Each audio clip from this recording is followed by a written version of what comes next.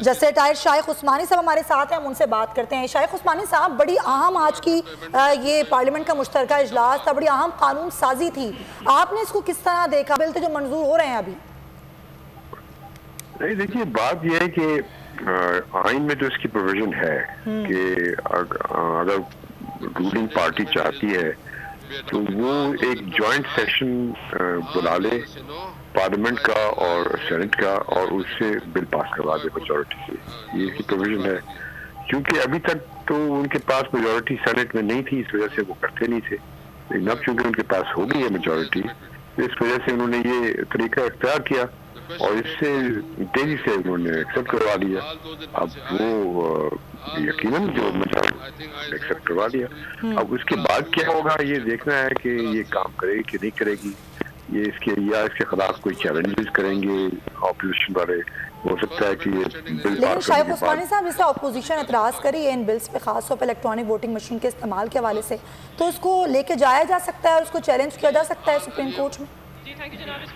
جی، وہ اس وجہ سے چیلنج کیا جا سکتا ہے چونکہ اس کی پروویژن آئین میں تو نہیں ہے، تو وہ اس کے اس بیسس پر چونکہ وہ یہ کہیں گے کہ یہ جو الیکٹرانک ووٹنگ مشین کا جو پروویژن جو لے کے آئے ہیں یہ آئین کے برخلاف ہے، تو اس بیسس پر وہ جا سکتے ہیں سپریم کورٹ میں۔ وہ ایکسپٹ کرے گی سپریم کورٹ کہ نہیں کرے گی، لیکن ہو سکتا ہے کہ ان کو اسٹے مل جائے کچھ عرصے کے لیے، یہ پاسبل ہے چونکہ اس کی کوئی پروویژن تو ہے نہیں آئین میں کہیں پر۔ تو بہرحال یہ کامیابی ہے، حکومت کی بڑی کامیابی ہے، انہوں نے بڑے اچھے طریقے سے اس کو ہینڈل کیا، اپنے جتنے آدمی تھے سب کو انہوں نے بلایا اور اکٹھا کیا، اور اپوزیشن کی اس میں اسٹریٹجی یہاں پر کامیاب نہیں۔ صحیح۔ اچھا شائخ عثمانی صاحب، سپریم کورٹ جانے کا تو حکومت نے باقاعدہ طور پر ایک کمیٹی بھی بنا لی ہے کہ ہم سپریم کورٹ میں جائیں گے، چیلنج کریں گے، لیکن ایک پریکٹس سر کیا ہے کہ جب ایسی کوئی آئینی ترامیم ہے تو اس کے لیے جب سپریم کورٹ جایا جاتا ہے تو کیا چیزیں ہوتی ہیں جو اس کو چیلنج کرنے والے ہیں اور کیا چیزیں ہیں جو ان کو ڈیفینڈ کرنے والے لوگ وہ ہوں گے؟ عمومی پریکٹس کیا ہے؟ اور سپریم کورٹ کے ماضی میں اس طرح کی جو ترامیم ہے، آپ سمجھتے ہیں کہ اس پر کچھ چیزیں ہیں کہ ان کو ریجیکٹ کر دیا جائے؟ کیا طریقہ کار ہوگا سپریم کورٹ کے اندر سر؟ دیکھیے قانون آئین جو ہے ہمارا وہ یہ کہتا ہے کہ اگر کوئی چیز کوئی لا اگر اسمبلی پاس کرتی ہے، نیشنل اسمبلی یا سینٹ مل کر کے، جو کہ آئین کی کسی شق کے خلاف ہو یا اسلام کے جو رول ہیں شریعہ کے خلاف ہو، تو اس صورت میں اس کو ریجیکٹ کر سکتی ہے کورٹ۔ تو اس بیسس پر اگر ایک ہی طریقے پہ جا سکتے ہیں، وہ یہ کہہ سکتے ہیں کہ یہ الیکٹرانک ووٹنگ مشین کی پروویژن آئین میں نہیں ہے اور یہ آئین کے خلاف جا سکتے ہیں۔ اس کو دیکھنا اسٹڈی کرنا پڑے گا کہ کس طریقے سے وہ آرگومنٹ بنائیں گے، چونکہ آپ نے مجھے ایک دم سے پوچھا ہے وہ دیکھ کر کے بتا سکوں گا کہ وہ اس میں یقیناً کچھ تو کچھ، کیونکہ اس میں پروویژن تو نہیں ہے الیکٹرانک ووٹنگ مشین کی، اور اس میں یہ دکھا سکتے ہیں کہ یہ ٹیکنیکلی پاسبل نہیں ہے، یہ بھی دکھا سکتے ہیں کہ اس میں اور بے ایمانیاں ہو سکتی ہیں، اور چونکہ جو ہمارا آئین ہے اس کی جو رول ہے اس میں یہ ہے کہ یہ الیکٹرانک ٹائپ کی ووٹنگ نہیں ہونی چاہیے بلکہ فزیکلی ووٹنگ ہونی چاہیے۔ یہ سب چیزیں آرگومنٹ جا سکتی ہیں، لیکن سپریم کورٹ میں چیلنج ہو سکتا ہے۔ اچھا، اس کے بعد اگر چیلنج ہو جاتا ہے، اس کے بعد پھر حکومت کی طرف سے کیا کیا جا سکتا ہے؟ ان کے پاس کیا چوائس ہوتی ہے قانونی؟ وہ اس کو ڈیفینڈ کریں گے اور آرگومنٹ چلے گی، پھر سپریم کورٹ فائنل فیصلہ دے دے گی کیا صحیح ہے کیا غلط ہے۔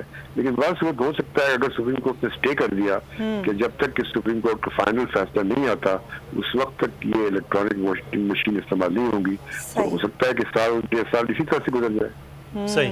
تو یہ تو پھر اب جب سپریم کورٹ میں چیلنج کیا جائے گا، سپریم کورٹ جو ہے وہ اس حوالے سے کیا احکامات دے گی وہ دیکھنا ہے۔ لیکن ایک بڑی امپورٹنٹ آپ نے بات کی ہے، وہ ہے کہ آئین کے اندر پروویژن ہے یا نہیں، اس چیز کو شاید اپوزیشن چیلنج کرے گی، اس کے لیے آئینی ترامیم کے لیے تو اکثریت نہیں ہے اس وقت حکومت کے پاس، تو وہ ایک بڑا اور پیچیدہ عمل ہے۔ لیکن میں صرف ٹیکنیکلی کچھ چیزوں کے حوالے سے بھی بات کریں گے۔ قاضی سلیم صاحب نے ہمیں جوائن کیا ہے، سابق joint secretary election commission of Pakistan رہے ہیں۔ بہت شکریہ قاضی صاحب آپ کے وقت کا۔ قاضی صاحب، یہ ماضی میں پہلے یہ بات تو ہوئی کہ ہمیں الیکٹرانک ووٹنگ کی جانب جایا جائے، مجھے یاد ہے کچھ آپ زیادہ وضاحت بھی فرما سکیں گے کہ الیکشن کمیشن کے حوالے سے اور پارلیمان کے حوالے سے کچھ لوگ باہر بھی گئے، جا کے دیکھا کہ کیسے یہ ہوتا ہے، لیکن اب یہ الیکشن کمیشن جو پہلے اعتراضات تھے، اگر آج یہ قانون سازی کر لی گئی ہے، بل منظور کر لیا گیا ہے، تو کیا الیکشن کمیشن اب ذمہ دار ہوگا کہ جو پارلیمان نے فیصلہ کیا ہے کہ ای وی ایم کے ذریعے ووٹنگ کروائی جائے، اوورسیز کو حق دیا جائے، تو پھر الیکشن کمیشن کی ذمہ داری ہو جائے گی کہ وہ اسی بنیاد پر اور اسی بنا پر اپنا ووٹنگ کا طریقہ کار اختیار کرے گی اگلے آنے والے الیکشن میں؟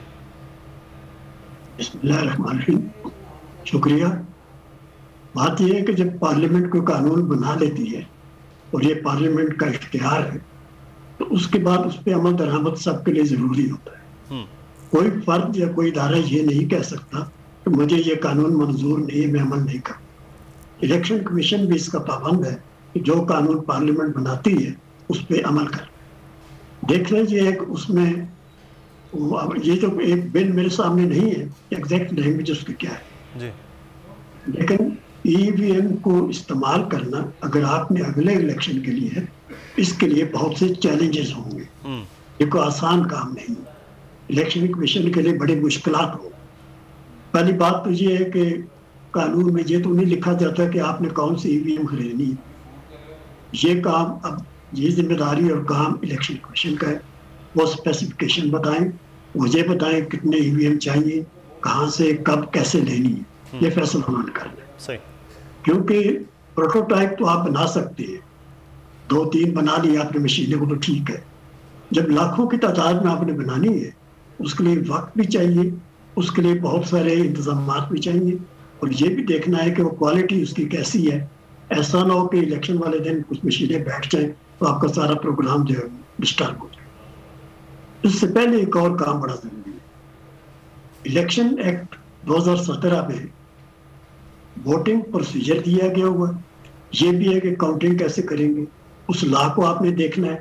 اگر آپ یہ بل اگر اسے امینڈ کرتا ہے تو ٹھیک ہے، ورنہ اس میں امینڈمنٹ کی ضرورت ہے یا نئی پروویژن لانی ہوگی کہ آپ کس طرح استعمال کریں گے اس مشین کو۔ مشین کے اپنے ایشوز بھی ہوتے ہیں، مگر اگر دیکھیں وہاں ایک ٹریل بھی ہے اس کا، یعنی وہ جو آپ بٹن دبائیں گے اس کے بعد ایک پرچی بھی نکلے گی، وہ پرچی آپ ڈالیں گے بیلٹ باکس میں۔ اگر ان دونوں میں تفاوت آ جائے، یعنی وہ نمبر اور تو پھر کیا کرنا ہے، یہ ساری چیزیں قانون میں پرووائڈ کرنی ہوتی۔ یہ تو اس کا پہلا حصہ ہے۔ دوسری چیز اس کے بعد جو آتی ہے وہ یہ ہے کہ اس کے لیے تربیت ضروری ہے۔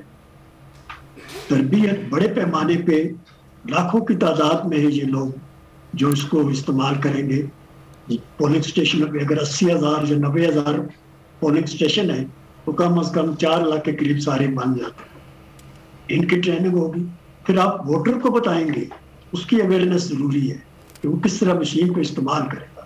اگر ووٹر اس کا کمفرٹیبل نہیں ہے تو مشکلات بہت زیادہ ہو جائیں گی۔ ایک اور چیز جو ہم نے دیکھنی ہے وہ یہ ہے کہ جب آپ پروکیور کرتے ہیں اتنی بڑی تعداد میں مشینیں، ان کو رکھنا کہاں ہے؟ اس کو عام گودام میں یا عام پر اوپن نہیں آپ رکھ سکتے، وہ بڑا سینسیٹیو ڈیوائس ہے، اس کے لیے اسپیشل آپ کو ارینجمنٹس کرنے ہو۔